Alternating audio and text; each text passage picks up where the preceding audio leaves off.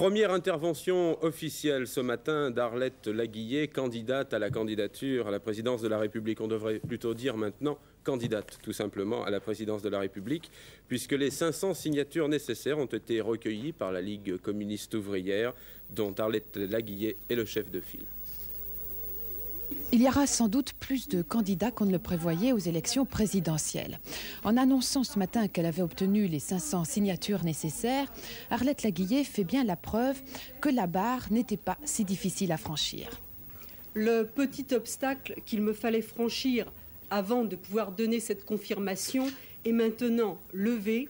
500 élus, essentiellement maires ou conseillers généraux, m'ont promis de parrainer ma candidature. Alors je tiens à votre disposition les photocopies des lettres et des engagements de ces maires que vous pourrez me consulter si vous voulez et me rendre bien sûr. Ces 500 élus sont loin de partager toutes mes idées, mais certains le font, bien sûr, d'autres en sont au contraire éloignés.